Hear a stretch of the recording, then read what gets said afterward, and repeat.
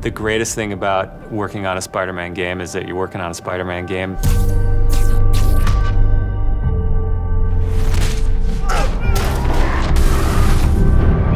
The hardest thing is that it's a Spider-Man game.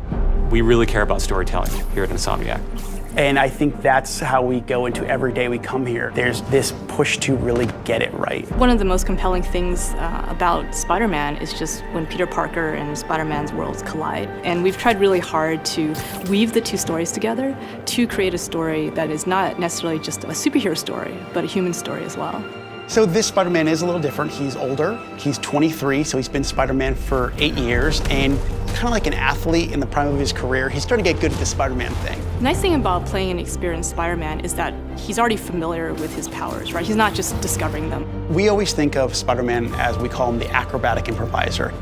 He's looking for not only how he can take advantage of the way the enemies are positioned, but what around him. Could he use this object to grab with his webs and throw it at an enemy? We want people to not only see the enemies in front of them, but the environment around, to take advantage of both of them. He also knows that the criminals out in the city know how he works as well, so he's got to mix it up. So even though he is more experienced, the challenges are going to be bigger than he's ever faced before.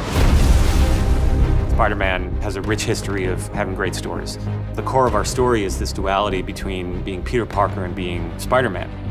What's cool about Mr. Negative is that he also has a duality. He's got his positive side as Martin Lee, who runs the homeless shelters in the city, but he also has his negative side. When Peter makes the connection that the leader of the inner demons is the guy who my aunt works for, we got the perfect collision of those two worlds. So many people have their own vision of what Spider-Man should look like, what he should sound like, and in the end, we just have to put a new and fresh twist on who he is. And for us, it's really, really important to deliver those big spectacle moments, those near impossible scenarios that only someone like Spider-Man can survive, and put you in that action. You got this, you got this, you got this! We understand what this character means to people in here, and we're making this game with a lot of heart, and we're going to do whatever it takes to give people the ultimate Spider-Man experience, the game that they've been waiting for.